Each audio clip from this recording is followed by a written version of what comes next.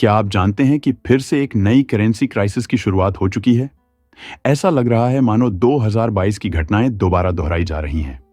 पिछली बार इसी तरह की स्थिति ने ग्लोबल मार्केट्स में भारी उथल-पुथल मचाई थी। बड़े देशों की अर्थव्यवस्थाएं चरमरा गई थीं और करेंसी वैल्यू में जबरदस्त गिरावट आई थी। और अब फेडरल रिजर्व की 2025 में कम ब्याज दरों की नीति ने इस संकट को और गहरा कर दिया है। इस वीडियो में हम जानेंगे कैसे अमेरिका, ब्राजील, चीन और बाकी उभरती अर्थव्यवस्थाओं पर इसका प्रभाव पड़ रहा है। अमेरिकी डॉलर ने एक बार फिर अपनी ताकत दिखाई है और 2022 के बाद के सबसे ऊंचे स्तर पर पहुंच गया है। डॉलर का मजबूत होना उन देशों के लिए बड़ी समस्या बन जाता है जो अमेरिकी मुद्रा में व्यापार करते हैं। उदाहरण के तौर पर ब्राजील, जहां इस साल उनकी करेंसी रियाल डॉलर के मुकाबले 21% तक गिर चुकी है। इसका सीधा असर ब्राजील की इकोनॉमी पर पड़ा है। महंगे आयात ने वहां की कंपनियों और उपभोक्ताओं के लिए बड़ी मुश्किलें खड़ी कर दी हैं। ब्राजील के अलावा कई अन्य देशों पर भी डॉलर की मजबूती का यही असर देखने को मिल रहा है। ब्राजील की स्थिति सबसे अधिक चिंता का विषय है। राष्ट्रपति लूला ने बड़े सरकारी खर्च और सामाजिक कल्याण योजनाओं पर फोकस किया है। हालांकि उनकी यह नीति देश के वित्तीय घाटे को बढ़ाकर जीडीपी का 99.5% तक ले आई है, जो अमेरिका से भी ज्यादा है। इस घाटे का सीधा असर ब्राजील की करेंसी रियाल पर पड़ा है। ब्राजील का केंद्रीय बैंक डॉलर बेचकर और अपनी करेंसी खरीदकर रियाल को स्थिर रखने की कोशिश कर रहा है। लेकिन जब तक लूला का बड़ा खर्च जारी रहेगा, यह प्रयास लंबे समय तक सफल नहीं हो सकते। इस संकट को और गहराने का काम अमेरिकी व्यापार नीतियां कर सकती हैं। ट्रंप की नई नीतियां, जो घरेलू उत्पादन को बढ़ावा देने के लिए दूसरे देशों से आयात होने वाले उत्पादों पर भारी टैक्स लगाने की बात करती हैं, ग्लोबल ट्रेड को धीमा कर सकती हैं।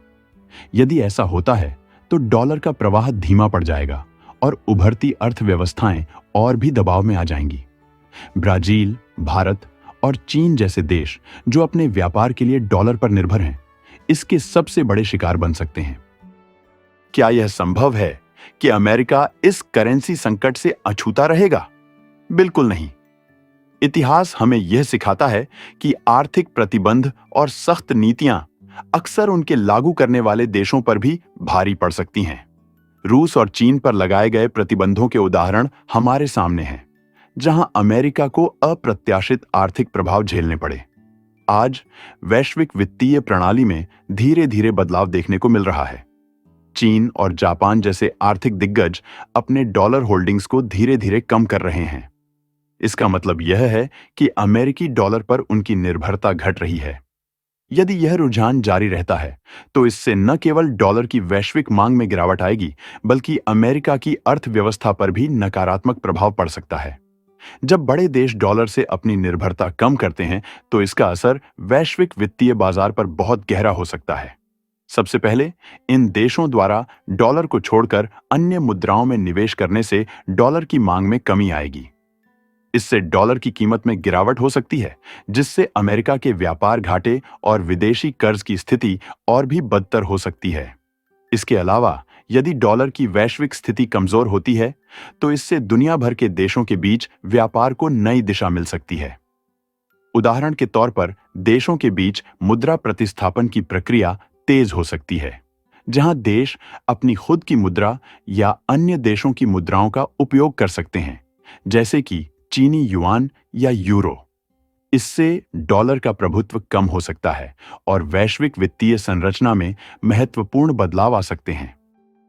अमेरिका के लिए यह एक बड़ी चुनौती साबित हो सकती है, क्योंकि डॉलर का प्रभुत्व उसकी वैश्विक शक्ति का एक अहम हिस्सा रहा है।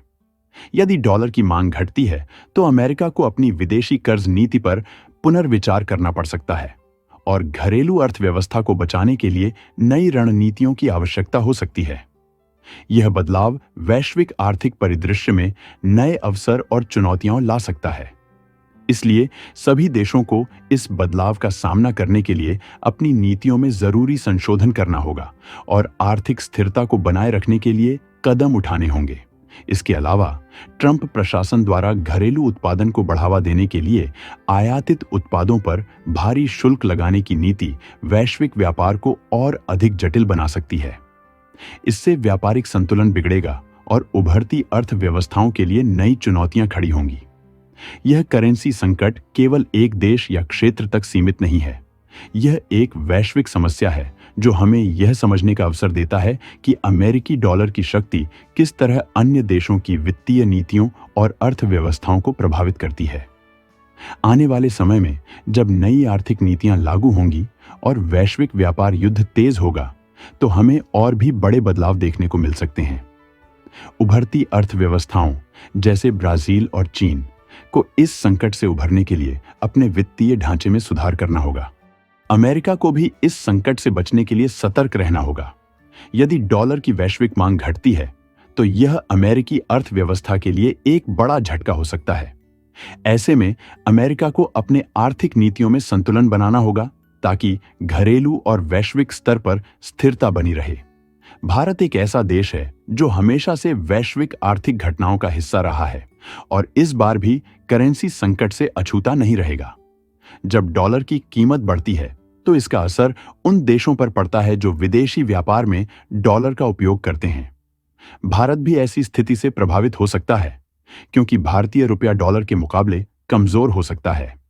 इसका असर कई क्षेत्रों पर पड़ेगा, जैसे कि आयातित वस्तुओं की कीमतों में बढ़ोतरी और विदेशी कर्ज की अदायगी में कठिनाइयां। विशेष रूप से भारत के लिए तेल और अन्य कच्चे माल के आयात की लागत बढ़ सकती है। चूंकि भारत अधिकतर ऊर्जा और कच्चे माल का आयात करता है, ऐसे में इन वस्तुओं की बढ़ी हुई कीमतें घरेलू बाजार में महंगाई को बढ़ा सकती हैं। इससे सामान्य जनता की जेब पर असर पड़ेगा और सरकार को महंगाई पर काबू पाने के लिए अतिरिक्त कदम उठाने पड़ सकते हैं। इसके अलावा भारतीय अर्थव्यवस्था के लिए एक और बड़ी चिंता उसका विदेशी कर्ज है। भारत का विदेशी कर्ज डॉलर में होता है और यदि डॉलर की कीमत बढ़ती है, तो इस कर्ज की अदायगी और अधिक महंगी हो सकती है। इससे भारतीय सरकार के वित्तीय दबाव में वृद्धि हो सकती है, जो पहले से ही बैंकों और सार्वजनिक वित्तीय संस्थानों पर भारी है। लेकिन भारत की स्थिति भी खास है। भारतीय रिजर्व बैंक ने पहले से ही ऐसे संकटों से निपटने के लिए पर्याप्त भंडार बनाए हैं।